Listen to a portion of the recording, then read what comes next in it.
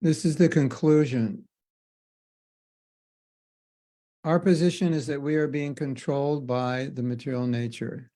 Material nature is controlled by Kṛṣṇa. So the sense is that one who is at all sensible that, after all, the controller is Kṛṣṇa, so why not directly be under the control of Kṛṣṇa? This is Kṛṣṇa consciousness. Why through the material nature? I have to be controlled. I am being controlled by the material nature, and material nature is being controlled by Kṛṣṇa, so why not be directly controlled? This is good sense. Yeah. So if you've ever heard any conversations with guests who were telling Prabhupada they're not controlled, he would say, no, you're controlled every moment. They just didn't see what they were controlled by. It's kind of obvious we're controlled by so many things. I think we understood more during the pandemic how controlled we are. And then whenever there's tornadoes, hurricanes, tsunamis, and so forth. But then we forget until we get sick, and then we realize we're controlled. Take a look in the mirror. That will let you know you don't look like you did when you were 20. Unless you are 20 now, then you didn't look like you did when you were 10. So we're being controlled. That's obvious. Somehow or other, we're resistant to admit it. Prabhupada makes a nice point here. You're going to be controlled by someone, might as well be controlled by Kṛṣṇa.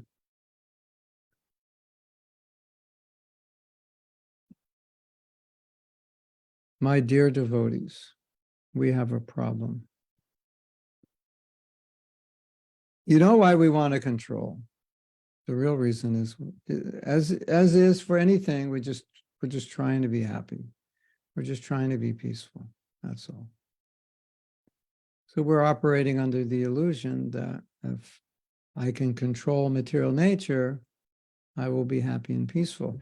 And the irony of that is that the whole Bhagavad Gita is about controlling your own senses and emotions and consciousness to be able to adapt to what's going on, not trying to control what's outside of you. So basically, those are the two choices. You try to control what's around you, or you try to control what's in you.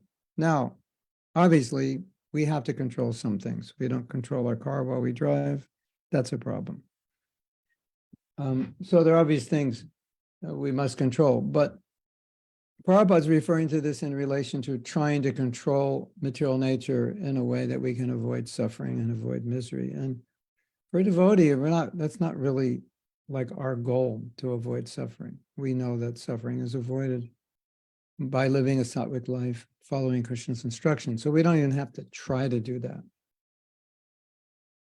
Other people have to try to do that. And of course, if you spend any time on social media, inevitably you will see commercials for some supplements or some exercise equipment or some interview with someone who's saying, you know, we can all live to be 100, 120, etc. Will we live forever? Can they take our minds and put it into an AI bot and we could live forever and that way? So there's this, Prabhupada has often talked about this struggle. Science is struggling. And while they're struggling to not die, they die. So it's a big irony, a big paradox. And as devotees, we look at all this and we think, okay, we understand that you don't want to die. You don't know what's beyond death. This body right now is, you believe it's yourself. So why would you want to lose it? Because if you do, that means you're losing everything, basically. So we understand that. But I think I mentioned this before. There's so many ways you can improve your life here in this world. And now with the way advertising is working, if you're watching something on YouTube, every so often there's an advertisement appropriate to the way you shop, right? And for me, because of what I study and what I look at, I will get advertisements for people teaching things about how to improve your life. And I get stuff that I'm not interested in, which is how to make lots of money and become super famous. I mean, money and fame's okay. We can use that for Kṛṣṇa, but it's not what's driving me. So, but I get those, and sometimes I watch the ads, see how they're doing it. And my thought is, okay, so I follow your system and I become one of your students and I make 20K a month, 50K a month, 100K a month. Okay, then what? I don't die. I don't take rebirth. So that was Prabhupada's always, where he brought everything. Say, good, you achieved this. Now you're the most popular person on the internet. You worked hard, you got there. You're famous. Okay, you're not going to die. You're not going to get old. Of course you are. So when I look at these ads, I think, okay, I follow your system. I get what you promised. Then what? I still have to take another body. So now I have to take your class in my next life again, because material life means struggling.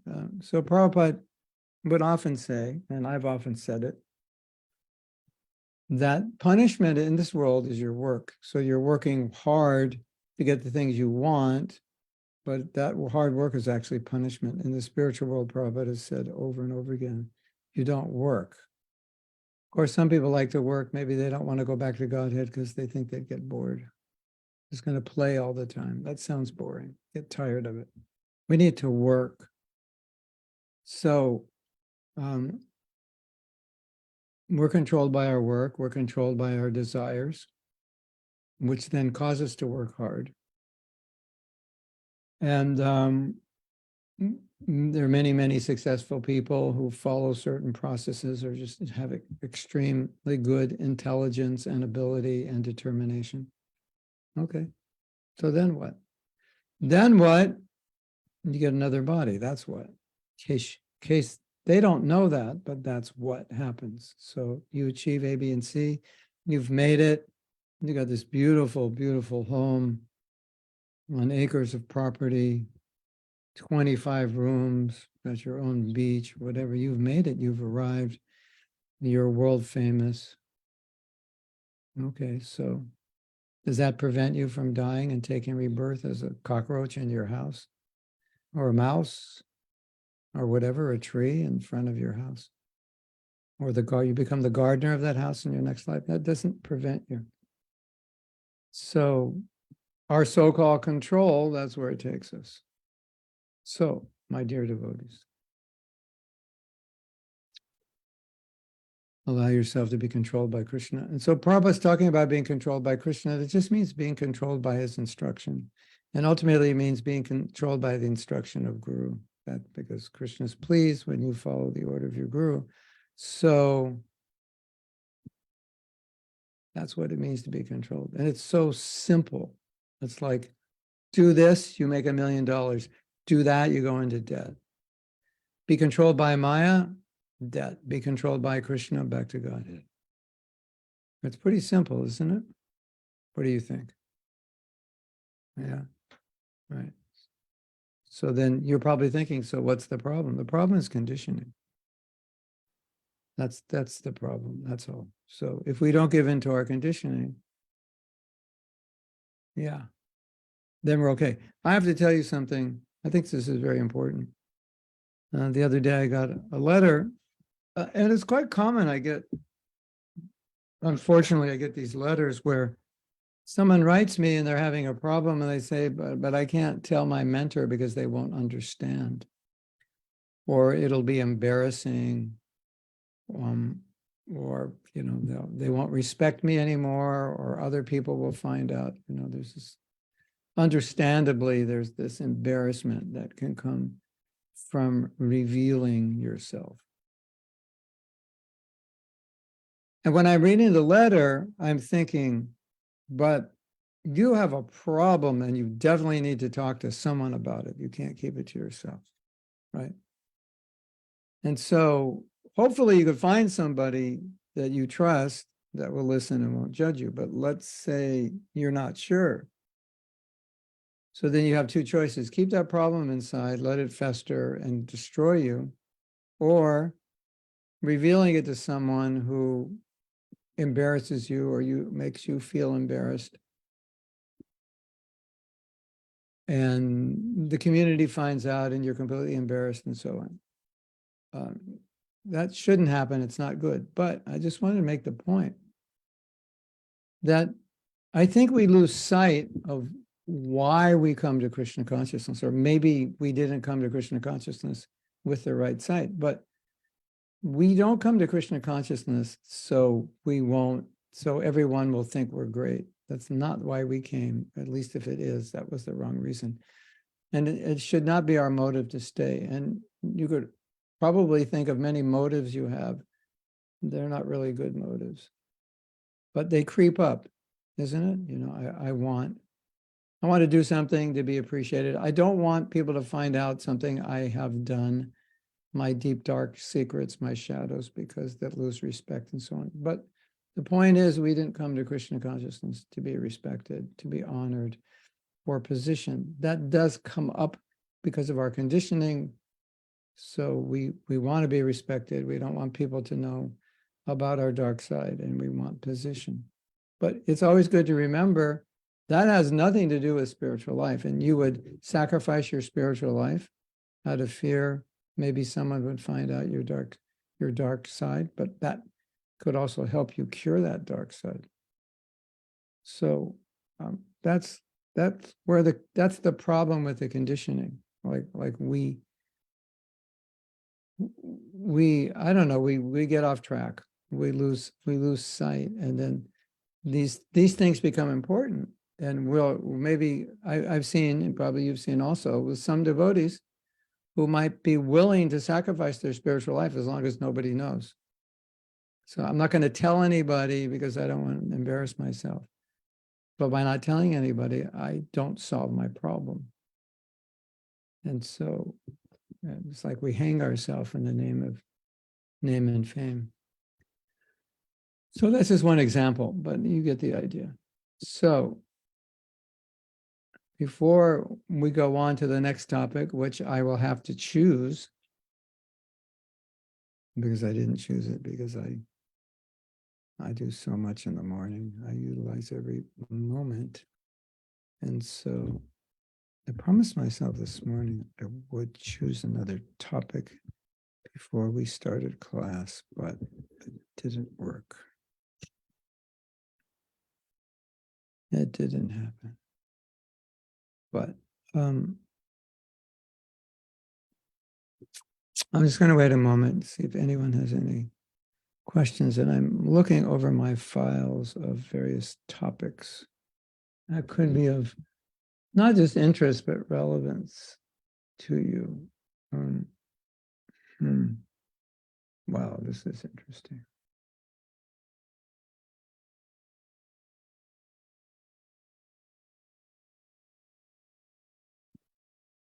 I'm looking through right now. That also gives you a moment to think. Oh, false ego, that's a good topic. Have we ever read anything on false ego? I don't think so.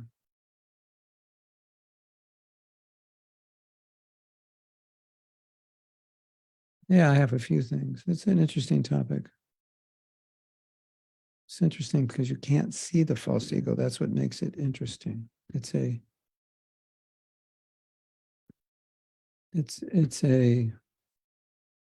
subtle material element, subtle meaning it's not visible.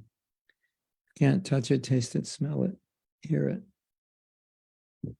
And so when you're talking about something you can't see, touch, taste, smell, or hear, that makes it, I don't know if the word's interesting, but I'll use that word. Okay, ladies and gentlemen, we're going to talk about something. What's that something? You can't see it, you can't hear it, you can't smell it, you can't taste it, and you can't touch it. Oh, really? So I thought that's how I learn about something, through my those five senses. Or you can feel it.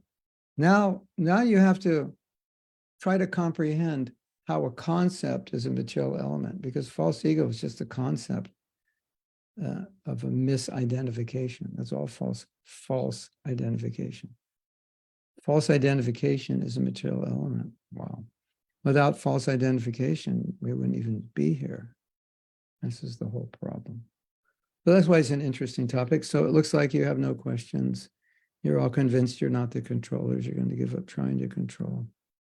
And whatever power to control you have, you're going to use to control your mind, senses, and emotions, attitudes, and beliefs, and control material nature only in relation to your service. Okay, this was a success. Congratulations. I'll send you your diplomas.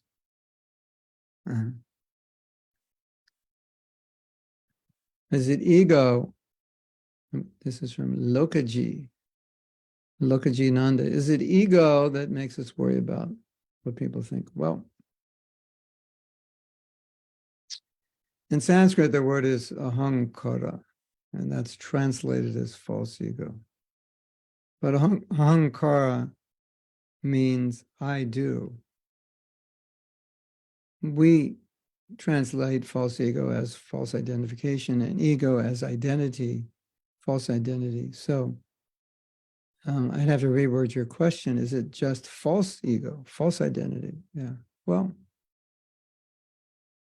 Lokaji, as long as we think we're the body, we are definitely concerned about what people think about our body, isn't it? Do you ever get embarrassed and turn red? All the blood rushes to your face. That never happened to you, Gaurapriya? They say he was embarrassed and he turned red as a beet. You know, it's like if you had, let's say you didn't know it, but you had like turmeric all over your face, you didn't wash your face, and your lipstick was dripping down and your mascara and everything. You didn't know it. And I say, Gaurapriya, look at yourself in the mirror. And you look at you go, ah! Then you get embarrassed that everyone's seeing you look like a clown or something. Then you turn red like a beet. Right? Something like that. Yeah. So why would that happen? Obviously, because I think I'm the body. Or a priest stays white. I don't know. I have to ask your husband if that's true. Well, Gaurapriya is self-realized. That's why. He doesn't think she's the body. So, yeah. Okay. Well, let's read some things that I have collected here. This first one is from Srila Bhaktisiddhanta. I'll put it in the chat. Due to being situated in the marginal position, living entities who are averse to Hari assume the nature of mixed consciousness. In other words, when the marginal energy living entities mix with the external energy, they consider themselves the enjoyers and then enter the material world. The cause of the spirit soul's coming to live in this world in aversion to Kṛṣṇa is his misuse of his free will. When this aversion becomes strong, the living entities accept material mind and body in order to enjoy the temporary material world and thus come under the control of fruitive actions. Wow, that's embarrassing, isn't it? I mean, Srila Bhakti is describing that it's not like we say, oh, I turned my back on Kṛṣṇa. He's saying, no, it's worse than that. You can turn your back on so many things. This is aversion. Like, I want nothing. It's not like, I'll check out material world. Let's see what happens. No, it's aversion to Kṛṣṇa. I don't want you in my life. I want to be independent. Wow. How does that make you feel? Right? You are full of chit. That's true. But chit means consciousness. But this does not make you feel like you're full of chit, does it? We now have a t-shirt on our website. The t-shirt says, you are a piece of chit. And that's the translation of Sanskrit for chit kana. Kana is a particle. So that's described in Prabhupada's books. Chit Kana, a particle of consciousness. So this is interesting. Don't you think this is interesting? I turn my back on Kṛṣṇa. Okay, right. Like, you know, a guy asks a girl out and she goes, no, no, thank you, and she walks away. All right, that's one thing. But you ugly this, that, I would never go out with you. You're this and that. That's aversion. So that's more like what we did. Like, I want nothing to do with you. I just want to be you. So just leave me alone. Yeah. So now, if you're ever wondering why the conditioning is so deep and difficult, now you know. Because this is how it all started. Yeah. You ever have some crazy thoughts come to your mind, like that a devotee would never think, and you're wondering, I don't know if you've ever have, but if you ever do, that's ever happened to you, and you're wondering, where did that thought come from? And it came from years of aversion to Kṛṣṇa. All right.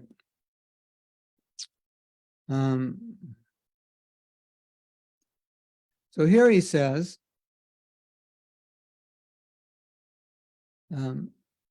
the cause is not independence. The cause of the spirit soul's coming to the material world, to live in this world, is aversion to Kṛṣṇa.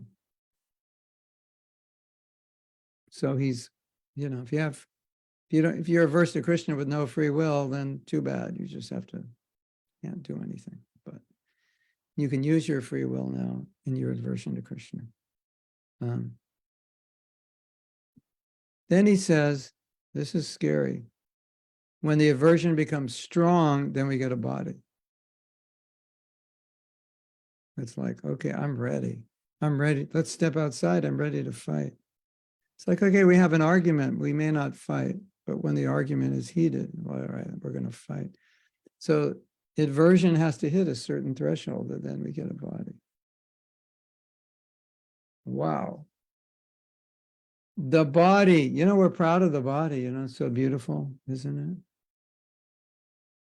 And the body's a symbol of aversion to Kṛṣṇa, and we're proud of it. That's weird, isn't it?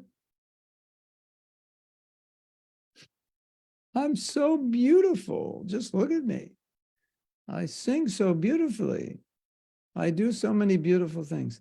Yeah, that beautiful body, you know why you got it? Because not that you were just adverse to Kṛṣṇa, but your aversion became intense, and then you got it. Yeah, that's why. Hare Krishna.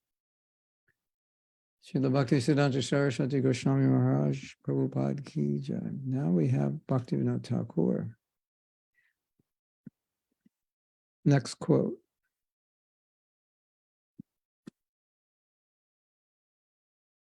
Those jīvas who turn away from Kṛṣṇa desire to enjoy māyā, and māyā attracts them towards her by her potency, which cannot happen within the lila. From that moment, our material state of existence comes into being, and our true spiritual identity disappears. We therefore think, I am the enjoyer of māyā. This false egoism covers us with many varieties of false identities. So, we understand this. We've heard this before.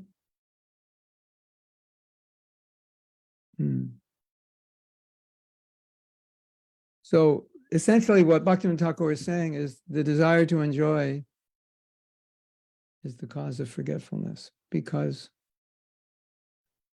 as we said, I think we said on Monday, if I remember that I'm a servant, servant is the antithesis of thinking that I was born to enjoy. So as soon as I think I'm an enjoyer, material existence begins. As soon as you think you're a servant, material existence ends. Wow. I like that. Write that down, Chaitanya. Give it to somebody to put on Facebook.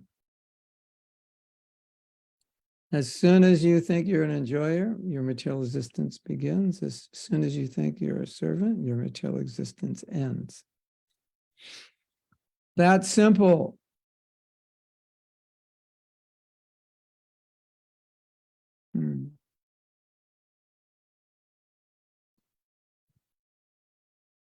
So now, how do you enjoy in the material world? I'm not going to give you lessons how to enjoy. That was a rhetorical question. But you have to think you're a material body to enjoy in the material world. Because if you know you're not, it's not going to work.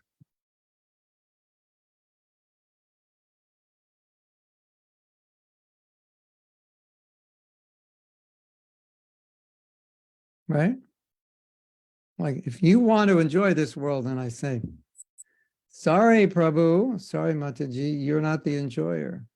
Don't tell me that. I don't want to hear that.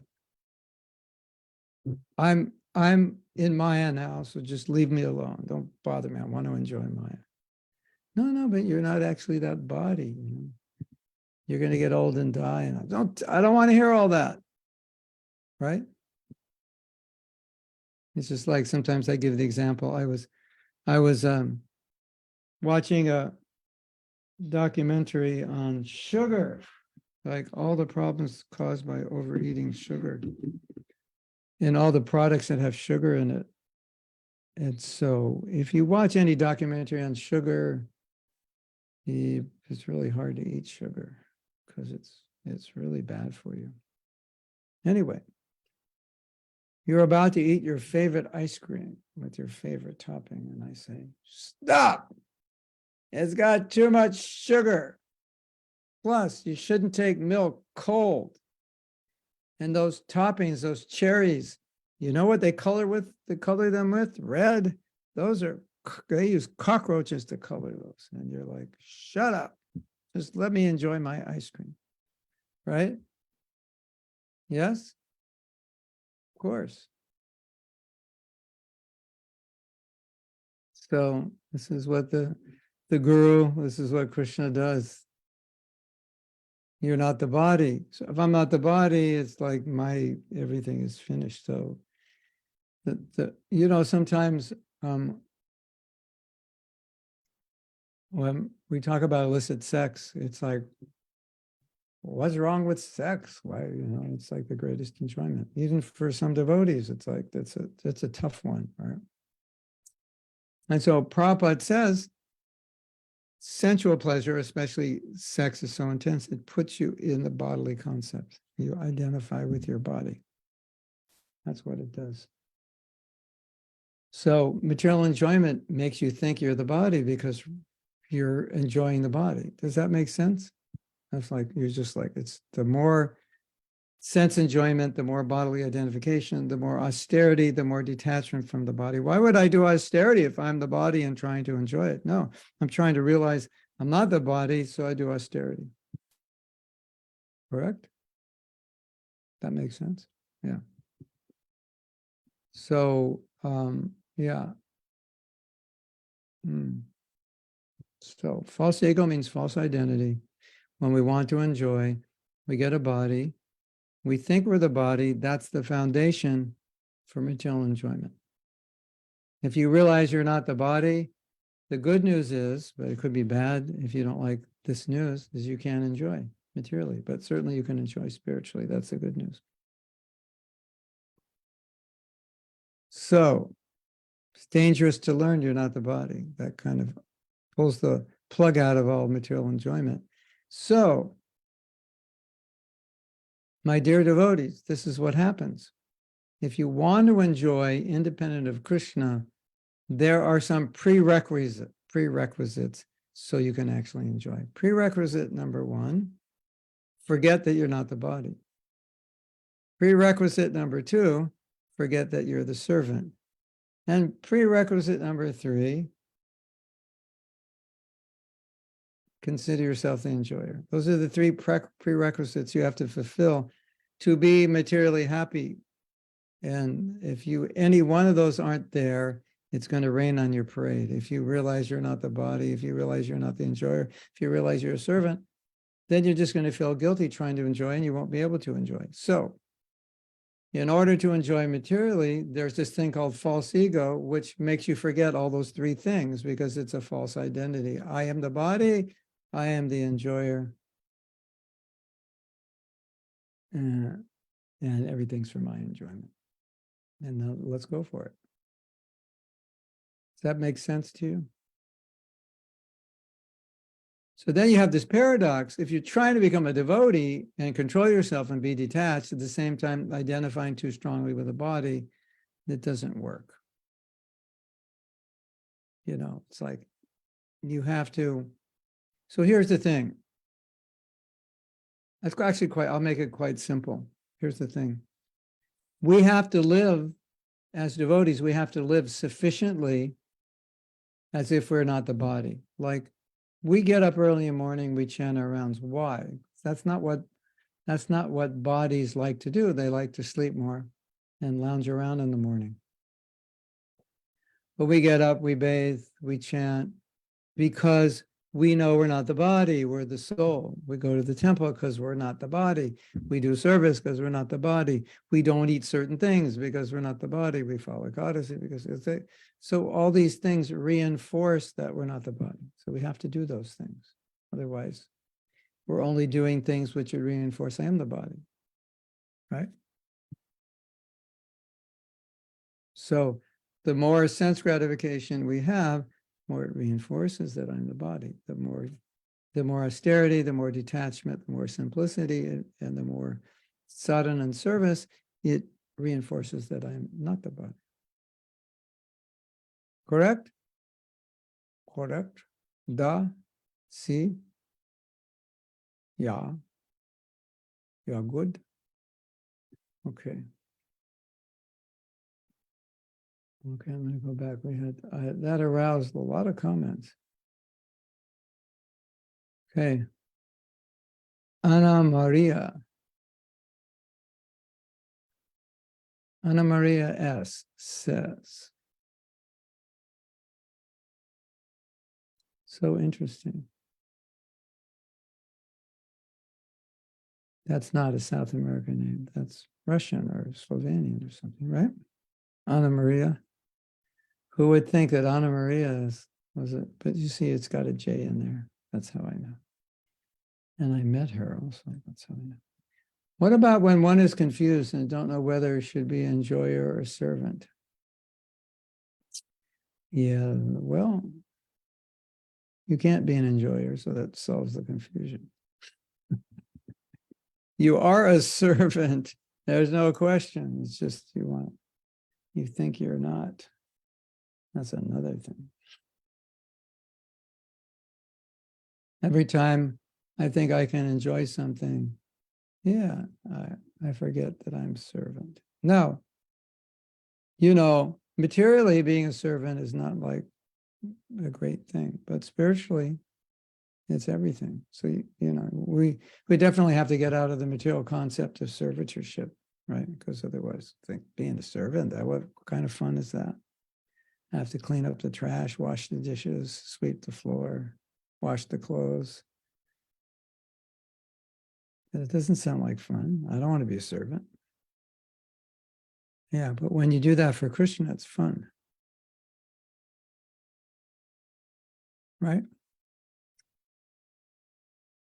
What if Kṛṣṇa came to your house and said, can you help me carry my luggage into the car? Would you say, why don't you just carry it yourself? You're stronger than me. You would say, of course, my honor. Let me do it. What else can I do? It'd be a great honor, wouldn't it? We have a question. There's so many instances in which Prabhupada glorified sugar and taught that Kṛṣṇa enjoys sugar, and yet it's really not healthy. How do we understand this? Yeah, I was thinking of that same thing today. That's an excellent question. I could give a couple answers, which is, it's really interesting because Prabhupada was diabetic and eating sugar, and somehow Prabhupada could transcend it. Like incredible. Basically, the average person eats 32 teaspoons of sugar per day because there's sugar. One squirt of ketchup is like a teaspoon of sugar. 1 squirt of ketchup, 1 squirt of mayonnaise. Like if you think, you don't realize where all the sugar is. I think it's like 4 teaspoons or 7 teaspoons in one soft drink. So 4 soft drinks, a little ketchup and mayonnaise, you did your 32 teaspoons, right? And they started putting some other artificial sweetener in that gives you cancer because, you know, that's what they do. They couldn't like do something natural. That would be like asking too much, right? So the other day I said, don't philosophize yourself out of common sense. You know, everybody's different. We have to, you know, I think in India, the sugar is not as refined, or it wasn't in Prabhupada's time as it is in the West. Everything people were cooking, they weren't buying products off the shelf. And practically every product has sugar in it because it tastes better with sugar, and sugar is addicting, and they want to get you addicted to their products.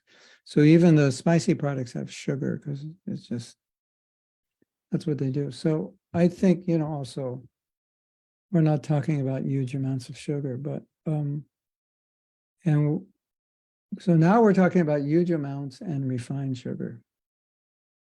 So, and they refine it with bleach. Did you know that? So you're eating bleach. Just so you know. And whatever else they put in it. I don't know, but anyway.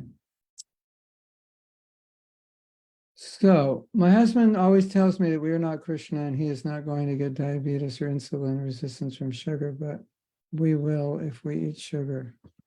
Yeah. Yeah, you know what's happening now. Kids who eat a lot of sugar, the teeth are rotten, or rotting away. Sugar cane's good. Eat sugar cane. They like sugar, eat sugar cane. Krishna's not going to get diabetes, but we will. Yeah. Yeah. Different, like jaggery, and yeah. Yeah. Hare Krishna. Yeah. Prerequisites for material life. Okay, let's check out the prerequisites.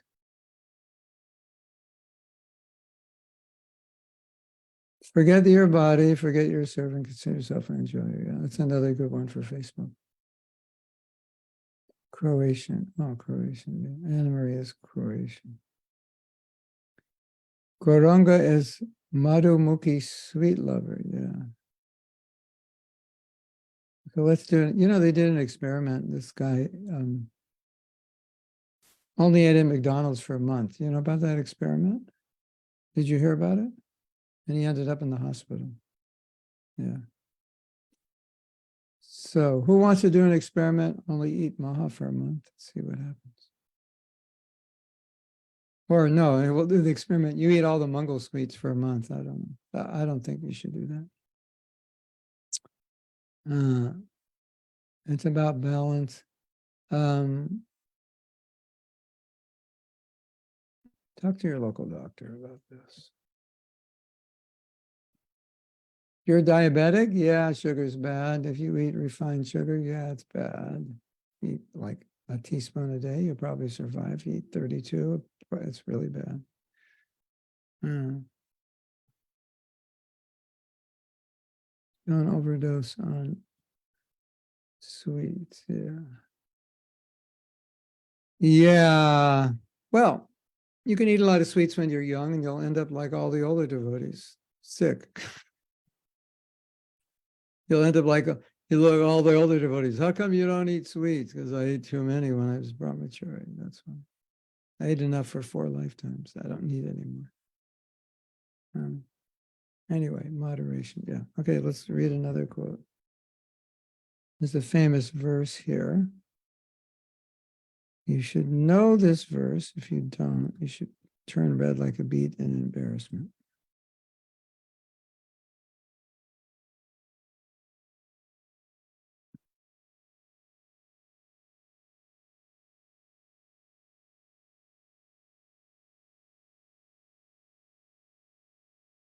Okay, here's the verse. Kṛṣṇa boli se jiva anadi bahir mukha ataiva māyā tare deya samsara dukkha. Read the word meanings. Kṛṣṇa boli, forgetting Krishna, say jiva, that living entity, anadi, from time immemorial, bahir mukha, attracted by the external feature, ataiva, therefore, māyā, illusory energy, tare, to him, deha, give samsara dukkha, miseries of material existence. Forgetting Krishna, the living entity has been attracted by the external feature from time immemorial. Therefore, illusory energy, Māyā, gives him all kinds of misery in this material existence. So, now, my dear devotees, if you ever wonder, if God loves me, why is there misery in the material existence? Well, that's Māyā's job. But Māyā's job is to push you to Krishna. So when you get pushed to Krishna, the miseries will stop. But until then, that's Māyā's job, push you to Krishna. And that's the only way that it works, unfortunately. If you want to go to Brahmaloka or the moon or some other higher planet, it's going to be harder. Maybe Brahmaloka because Brahma's there, but generally it's harder. The higher you go, the harder it gets. So here's the purport. When the living entity forgets his constitutional position as an eternal servant of Krishna, he is immediately entrapped by the illusory external energy. The living entity is originally part and parcel of Krishna and is therefore the superior energy of Krishna. He is endowed with inconceivable minute energy that works inconceivably within the body. However, the living entity, forgetting his position, is situated in material energy. The living entity is called a marginal energy because by nature he is spiritual, but by forgetfulness he is situated in the material energy. Thus, in other words, we're spiritual, but we have independence, which means we can contact material. We can fall. Some entities can't fall. We're in the falling category, jiva. Thus, he has the power to live either in the material energy or in the spiritual energy, and for this reason, he is called marginal. Being in the marginal position, he is sometimes attracted by the external illusory energy, and this is the beginning of his material life. Long, long ago, once upon a time, we all looked in the wrong direction, and it was downhill ever since. Biggest mistake we ever made. It just goes to show, don't look in the wrong direction. You get yourself in a lot of trouble. When he enters the material energy, he is subjected to the threefold time measurement, past, present, and future. Past, present, and future belong only to the material world. They do not exist in the spiritual world. The living entity is eternal, and he existed before the creation of this material world. Unfortunately, he has forgotten his relationship with Krishna. The living entity's forgetfulness is described herein as anadi, which indicates that it has existed since time immemorial. One should understand that due to his desire to enjoy himself in competition with Krishna, the living entity comes into material existence. So we have another verse, māyā mugdha jīvera nahi shutam. I don't know this verse, so I don't know. Hold on. I'm going to have to go back and see. Yeah, okay, I can read it with the diacritics. Māyā mugdha jīvera nahi sata Kṛṣṇa gyān jīvera kripaya kaila. Krishna Veda Puran, and the translation. When the living entity is enchanted by the external energy, he cannot revive his original Krishna consciousness independently. Due to such circumstances, Krishna has kindly given him the Vedic literatures, such as the 4 Vedas and 18 Puranas. So I think this gives us a little more detail about the original mistake we made. Now, of course, the natural question someone's going to ask, I'll ask it for you. Well, we've been conditioned, it says we've been conditioned eternally, but I thought we were in the spiritual world. So how can we be conditioned eternally? All right, I'm not going to answer that question because I could get in trouble if I do. But for the sake of discussion, let's just focus on the fact that we turned our back on Kṛṣṇa out of aversion. And we've been here a long time. And we've been struggling in separation from Kṛṣṇa, and it doesn't work. And look at your life. Tell me how great it is.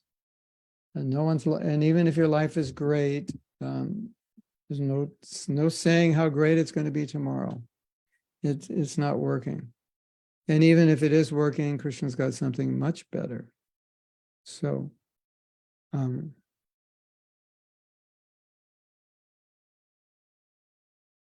the last sentence of the purport, Prabhupada says, we're competing with Kṛṣṇa. So, generally, devotees don't feel like they're competing with Kṛṣṇa. They feel like they're serving. But every time we try to enjoy independently, we're competing with Kṛṣṇa because we have to push him out of his position as enjoyer and occupy it. So it's a nice graphic. If you want some purifying graphic in your head, you and Kṛṣṇa are together and you push him out of the way so you can grab something. Wow. That's sick, isn't it? That's what we did. Kṛṣṇa's there, I'm there, and I want this thing, and I have to push him out of the way and then get it. So that's what Prabhupada's saying. Kṛṣṇa, let me do this. And there's another thing Prabhupada says in the Bhagavad Gita, purport 7.1. Prabhupada talks about gratitude, appreciating. No, it was a lecture. Excuse me, it was a lecture on that verse. And, Prabhupada saying, Kṛṣṇa is like he's giving you so much, taking care of you, whether you care about him or not, there should be some gratitude. And a devotee sent this to me. Let me read it to you. Quite beautiful. This will make you feel really bad. My job is to make you feel really bad. Nothing more I would like than making you feel bad. So bad that you just want to be Kṛṣṇa conscious. So this is a lecture, Bhagavad Gita 7.1. God is supplying us so many things, and in gratitude, I must serve him. 7.1 is Manmanab, Kṛṣṇa saying, hear from me with your mind attached to me. What's the verse? I forget. Māyā sakta manaparta yogam yunchat padashaya. Learn how to practice yoga and taking shelter of me with mind attached to me. And from 7, 9, 12, 13, Bhagavatam. God does not wait for your thanks. He has already created, but if you give thanks, then you become purified. What is that purification? That gradually become liberated. So, Prabhupada's saying, you look at, Kṛṣṇa will give you everything, whether you thank him or not, whether you appreciate it or not, he's giving, right? This is the person we're trying to push away. We're crazy. Isn't it insane? We don't even ask. We don't even pay any dues. We don't have to thank him, nothing. And he gives us everything. And we somehow think we're entitled to it or something.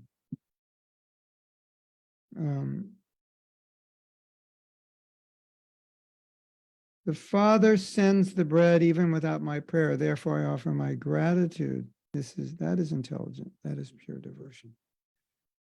So, how do you deal with the person you're competing with that you're adverse to? Gratitude. Thank you. And we can all pray during japa, Kṛṣṇa, please. Purify me of my aversion to you. Trying to be happy without you is such a bad idea.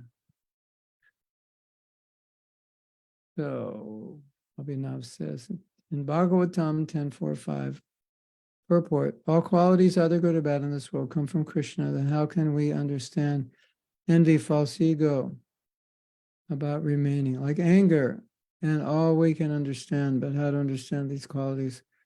Well, everything comes from Kṛṣṇa. So it's like Prabhupada says that you could not feel anger if Kṛṣṇa didn't feel it, correct? Janmariyashyataha. So everything has to have its origin in Kṛṣṇa, for sure, right? So now, when it's in him, it's all good. And when it's in us, it may not be good. So, it's going, the light's going through a prism. It's getting perverted. So, the same idea, jiva tattva, jiva is independent. So, it's like, wow, here's $1 million. Doesn't mean you're going to save the world with it. You might just go down to the car dealer and buy a $1 million car. Now, otherwise you could feed 1 million starving kids, maybe 2 million. So it's not the fault of the person who gave you the money, right? The person who gave you the money is all good, and you used it for all bad things. So why? Because you're jiva, because you have choice. Very well. And so Kṛṣṇa wants you back. He lets you come here and lets you play around here. And he gives you some, good times, some bad. But he creates the world in a way that no matter what happens, you'll feel an emptiness. And if you're fortunate, you'll equate that emptiness to a lack of spiritual connection, and you'll become interested in it. And if you're sincere, you'll find a proper guru. And if you're more sincere, you'll follow that guru and go back to Godhead in this lifetime and make your guru happy and make Kṛṣṇa happy. So that's the plan, rectification. And, we have to tolerate ourselves because of all the conditioning. So we're always trying to run away from Kṛṣṇa and enjoy, because that's how we know how to be happy, through gratification of our senses. So that conditioning is there. So we know the limitations of that, but sometimes the conditioning is there. So you just have to tolerate it. That's just the reality. Just tolerate it, somehow or other. And the body demands so much eating, sleeping, mating, and defending. We have to tolerate it. Otherwise, it gets in the way of our bhakti.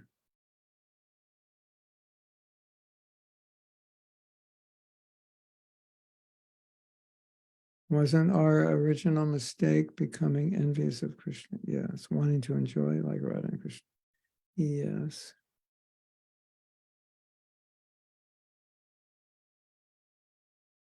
Yes. There's the verse, māyā sakta manapart, yogam yujjad marasha. Shamshayam samagramam yata agyasasi tachena. Supreme Personality of Godhead said, now hear, O son of Prata, how by practicing yoga in full consciousness of me, with mind attached to me, you can know me in full, free from doubt. The graphic you told to imagine about us pushing Kṛṣṇa away can be a really good way to chant better japa, like when we don't focus while chanting. We are pushing him away. Yeah, for sure. I talked about that on Monday. I think I talked about it on Monday. Yeah, it's I can't think of a greater paradox. You're chanting japa and you're pushing Kṛṣṇa away at the same time. You're like, here Kṛṣṇa, come. Now get away. Hare Krishna, Hare Krishna. Get away. Like you're calling Kṛṣṇa and ignoring him at the same time. My dear devotees, being a conditioned soul can sometimes be really strange, isn't it? especially when you're trying to practice pure bhakti. I mean, if you just practice some materialistic religion, it won't seem strange at all, because it'll just fit right in with materialistic mentality. But when you're trying to practice pure bhakti, sometimes it gets weird. You're chanting Hare Krishna and you're ignoring Krishna. Like, how do you do that? How could you even do that? That's inconceivable. But we're so good at materialism where we can do weird things like this. Hare Krishna.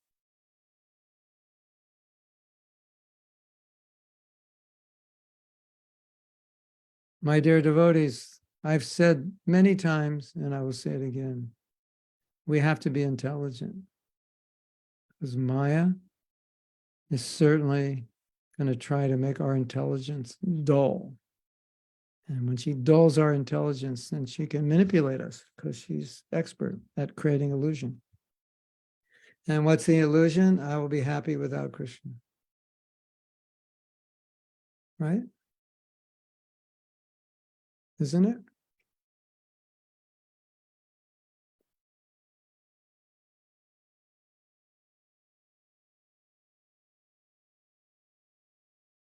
Raise your hand if you think you can be happy without Krishna.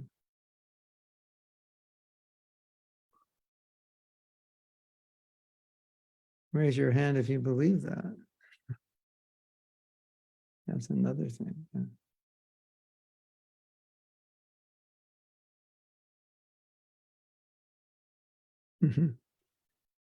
Hari Bhakti says, this topic is quite humbling to the point of depressing. Yeah. I told you I would make you feel miserable. I'm doing my job. But you will feel so miserable after this class, you'll give up your desire to do anything other than devotional service. Like, what's the point of doing anything? I felt that's what I went through when I was 19. Intellectually, no, subconsciously, yes. Exactly. Okay. Let's read some more depressing quotes. This is from Bhagavad Gita. Our goal is to become very depressed today. That's very good for you. Okay. This is Bhagavad Gita, chapter 3, text 40. This is the lust. Prabhupada's talking about lust. This verse talks about lust. The enemy has captured different strategic positions in the body of the conditioned soul. And therefore, Lord Kṛṣṇa is giving hints of those places, so that one who wants to conquer the enemy may know where he can be found. This enemy is lust, kama esha. It is lust only, Arjuna. I believe that's the verse. Mind is the center of all the activities of the senses. And thus, when we hear about sense objects, the mind generally becomes a reservoir of all ideas of sense gratification. And as a result, the mind and senses become the repositories of lust. Next, the intelligence department becomes the capital of such lustful propensities. Intelligence is the immediate next door neighbor of the spirit soul. Lusty intelligence influences the spirit soul to acquire the false ego and identify itself with matter, and thus with the mind and senses. The spirit soul becomes addicted to enjoying the material senses and mistakes this as true happiness. This false identification of the spirit soul is nicely explained in the Śrīmad Bhagavatam 10:84-13. Iha yasya hare dasya. That's not Bhagavatam. That's nectar of devotion. Anyway, he has no false ego, for he does not believe that he is the material body or that he possesses the body. He knows that he is not this body and that this body does not belong to him. He himself belongs to Kṛṣṇa, and the body too belongs to Kṛṣṇa. when he applies everything produced of the body, mind, intelligence, words, life, wealth, etc., whatever he may have within his possession to Krishna's service, he is at once dovetailed with Kṛṣṇa. He is one with Kṛṣṇa and is devoid of the false ego that leads one to believe that he is the body. This is the perfect stage of Kṛṣṇa consciousness. So there are two stages, higher stages of bhakti, bhava and prema. I am Krishna's and Kṛṣṇa is mine. So why don't we all say this together? I am Krishna's. Okay, that solves the problem. You are Krishna's. You're like, this is really going to get you depressed, Hari Bhakti. You can't even use your body because it's not even your body. You can't use your body for sense gratification. It doesn't even belong to you. You have to use your body for Krishna's sense gratification. Wow, how depressing is that? And I can't do anything I want to do because this body's not even mine, it's Krishna's. That depressing news will make you ecstatic.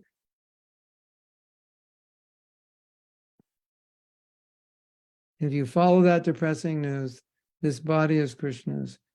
Kṛṣṇa, I am yours. That will make you ecstatic. Just like becoming a blade of grass or a piece of dust at Mahaprabhu's feet, that will make you ecstatic. Even though it doesn't sound like it would, it will. Yes. Okay.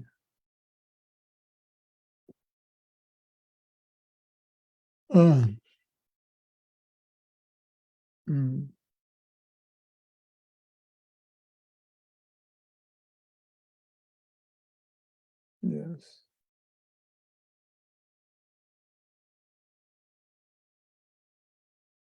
Yeah.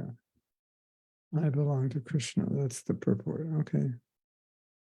We can read something more.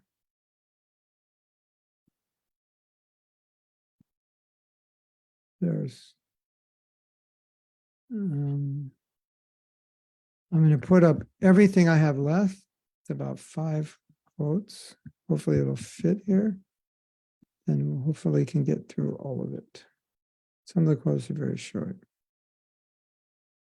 Bhagavad Gita 7:4. The false ego, I am, and it is mine, which constitute the basic principle of material existence, includes 10 sense organs for material activities. I am the body, and whatever I accumulate, I identify it as mine, which is an extension of my identity. So the false ego extends into things which I identify as mine. And false ego, as I said earlier, I don't know if you picked up on it, false ego is a consciousness and identification. I am the body, or I am American, or I am from this city. I am the owner of this. I am the controller of this. This is all false ego. If I have a yacht, when we were in Croatia, we saw some really nice yachts. How much were they? $20 million. I was going to buy one, but didn't quite have enough money on me that day. I think one was 20 million, one was 50. Beautiful, beautiful. So if I own the yacht, this beautiful yacht, I identify that as my yacht. That's an extension of my false ego. So everything I own is an extension of my false ego. And for a devotee, what? It's Krishna's yacht, Krishna's house, Krishna's car, Krishna's body. Everything. If this is Krishna's body, then everything this body owns is Krishna's also, right? So there's no false identification, right? Hare Krishna. So this is from Bhagavad Gita 15:7. He is bound up by the false ego, and the mind is the chief agent which is driving him in this material existence. Now, I don't know if this is a quote from Prabhupada, but many devotees have said that the mind protects the false ego. But the job of the mind is to protect the false ego, which would mean the job of the mind is to make sure that we identify with the body. So to make sure we remain materially attached, to make sure we remain averse to Kṛṣṇa, because that's what the material mind wants. Right? Correct? Da?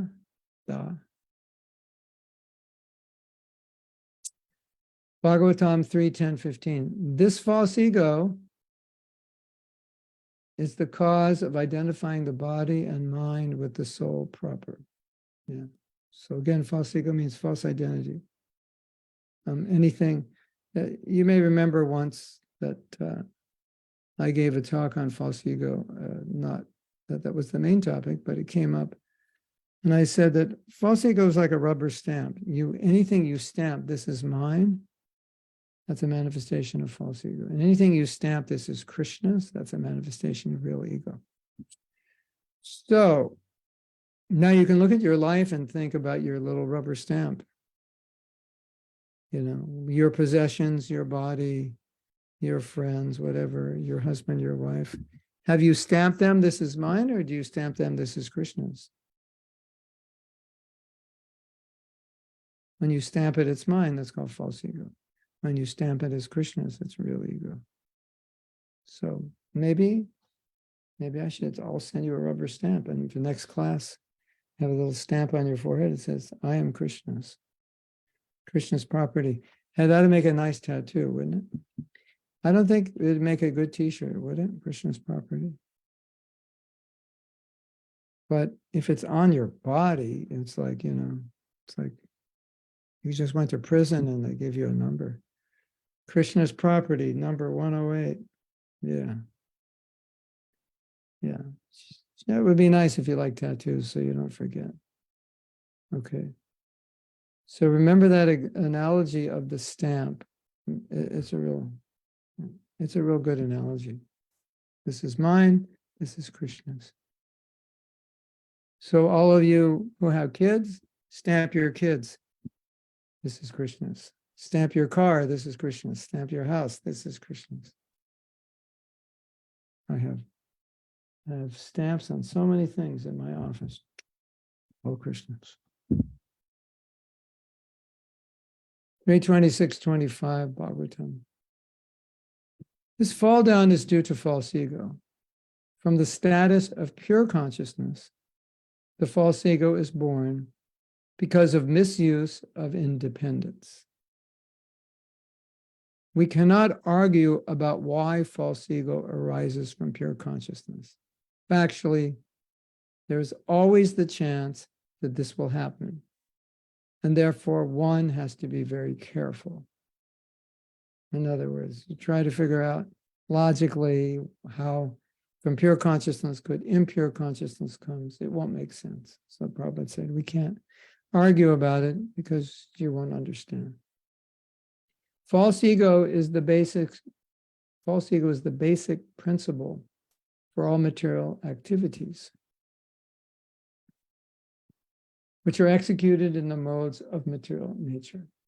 As soon as one deviates from pure Kṛṣṇa consciousness, he increases his entanglement in material reaction. The entanglement of materialism is the material mind. And from this material mind, the senses and material organs become manifest. So the body, the material mind, all of this is all necessary if you want to compete with Kṛṣṇa. If you don't want to compete with Kṛṣṇa, you don't need a physical body. So, you know, having a body seems important. When people die, we lament.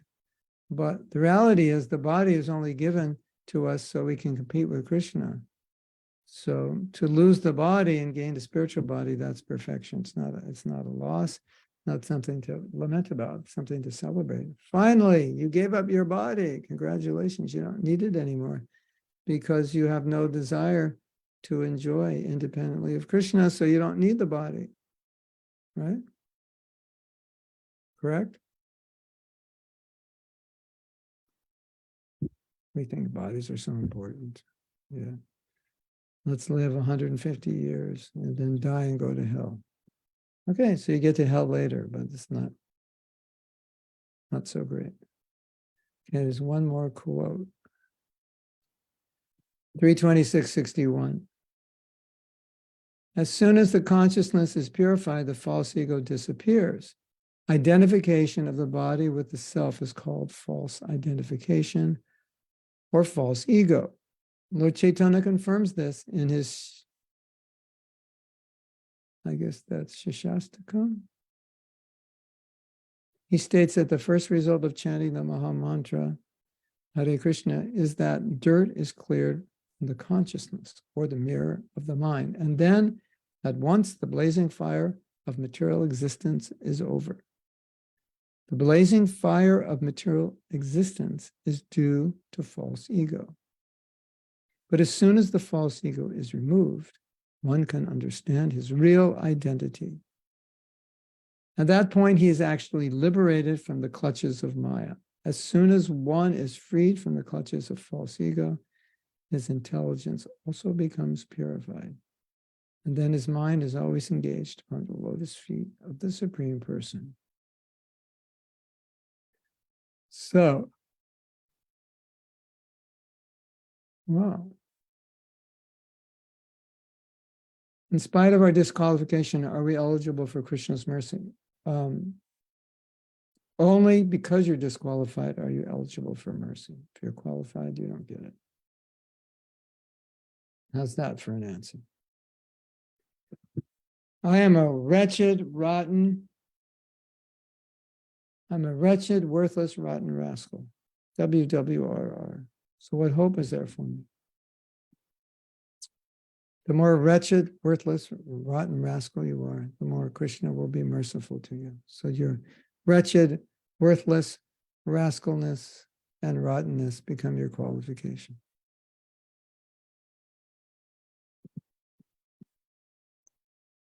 And, Rasastali, if Mahaprabhu were not merciful, then nobody could become Krishna conscious. And if Prabhupada was not convinced of Mahaprabhu's mercy, he would not have come to the West, right?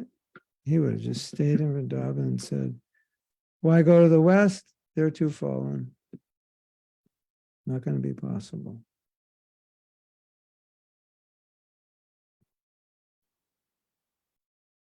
He wouldn't even have thought about it. And Bhaktisiddhanta wouldn't have thought about it.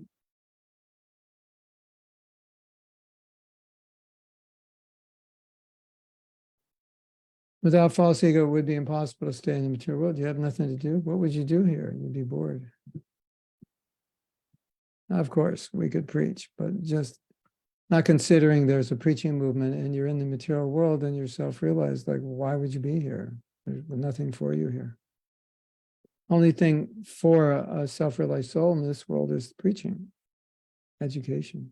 But outside of that, got no business here, right? Like, what would you do here? Go to Disney World? Go mountain climbing? Bowling, tennis, golf, football? Watch the World Cup? I don't think so. That's what you do when you think you're the body. When you realize you're not the body, you're like a foreign being in the material world. Satyarupa has a question. It's said attraction and aversion are like two sides of the same coin. So that aversion would also mean we have the potential to be attracted to Krishna as well, correct? As Prabhupada said, our love for Krishna, when it perverts itself, becomes aversion. And that's why aversion is so strong, because it's a reflection of love, which is intense. Love is intense. Love is intense, therefore aversion is intense. Okay, from Abhinav. Knowing about this body as Krishna's, I should please him only. How to make it practically that every moment I live the philosophy because I feel it's somehow difficult for me to apply 100%. Okay. I wish it were that easy. It's not that easy. But all I could suggest is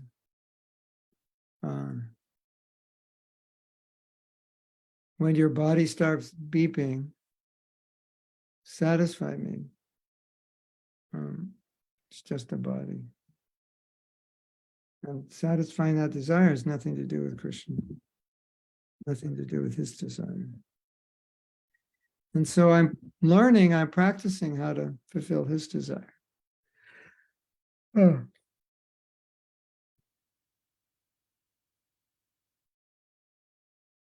Okay, here's your mantra, Abhinam. I exist only for Krishna's pleasure. Try to tattoo that one on your arm. You can write it in, you can do it in Mendi. It'll last a week, right? I exist only for Krishna's pleasure. That's your stamp. Put that, make wallpaper out of that, and try to embed that within your heart.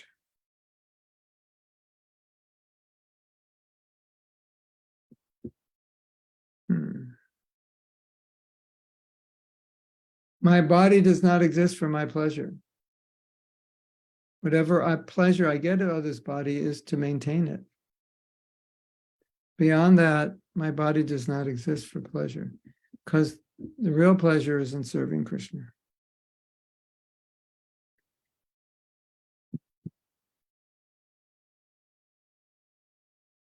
Plus, as you know, physical pleasure doesn't equal happiness. Sometimes physical pleasure equals misery.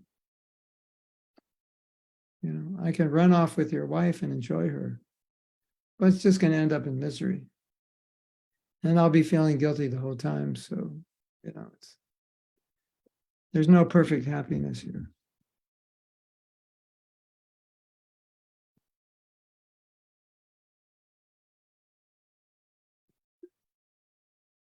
That's why I say the greatest inoculation, the greatest insulation against māyā is happiness and bhakti. Because if you're happy in bhakti, then that sense gratification you engage in is going to be pulling that bhakti away from you. So why would you do it? You don't want to lose it. You have so much of it, you're relishing it so much, you don't want to lose it. If you have none, then you don't mind losing it because you don't have any. And you think the sense gratification is going to be better, right?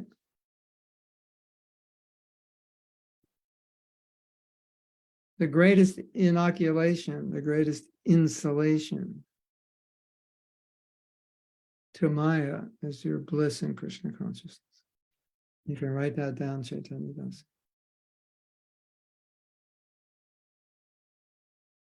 Your greatest insulation against māyā is your own bliss, Krishna consciousness.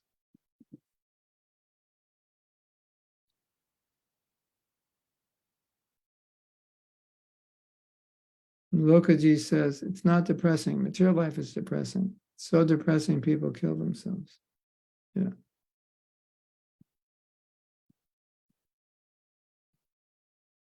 I exist only for Krishna's.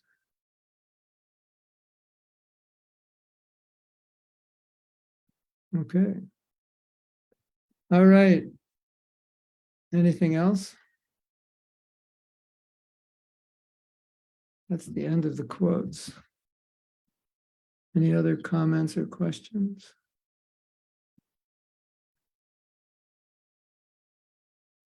We are so pessimistic. Oh my God. Aren't we? This whole class is so depressing, so pessimistic. Why would anybody want to listen to a class like this? Because this is ecstatic depression. Because when we're depressed, it doesn't mean we have nowhere to turn to and nowhere to go. It just means we're reinforcing why we're devotees. We are reminding ourselves why we are devotees. Lokaji says, the process Prabhupada gave us works, but it's slow burn. Takes time. Once you begin the process with sincerity, you can never turn back. It takes time. Yeah.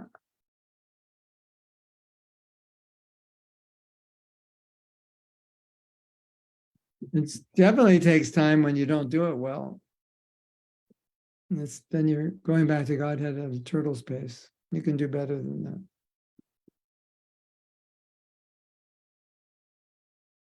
I suggest to all of you,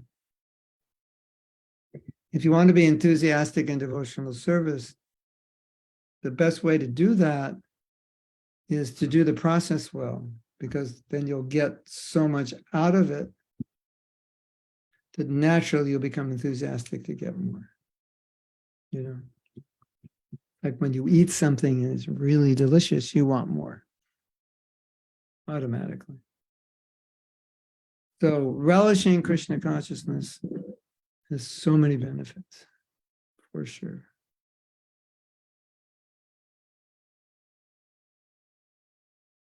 And if you are happy in your spiritual life, what else do you need? You need to go to the movies? No.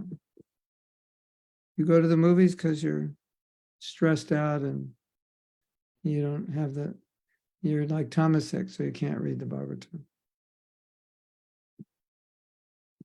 But when you're blissful in Krishna consciousness, you want to hear and chant all the time. Hare Krishna. Kamalochana Dasa says, eternal truth makes us happy or depressed according to our degree of purity. Yeah, that's true. Makes a materialist depressed because you're saying, don't enjoy your senses. That's depressing for them. For us, it's like, yeah, no problem. We can enjoy on a different level. We're not missing much. Correct? Hare Krishna, Gauranga, Nityananda, Sri Advaita. So, today's Wednesday, Friday morning at 7 a.m. till 10 a.m. I'm giving a private class, self-care level 2 for the Chinese devotees. So, unless you're Chinese, you can't come. Sorry, it's just for devotees in that country, or maybe Taiwan and China, maybe Hong Kong, Taiwan and China. It's a private course. I mean, you probably could come, nobody would know, but they're organizing it solely for the Chinese devotees. So I won't see you on Friday, but then Friday evening, the marriage course starts. So if you're in Australia, Japan, China, or America, or South America, or Canada, then it's good timing for you.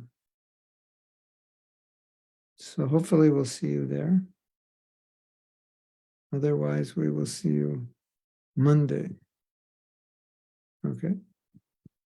So I'm going to go.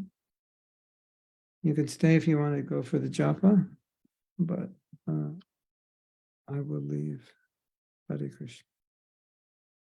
Friday night is marriage retreat. Yeah.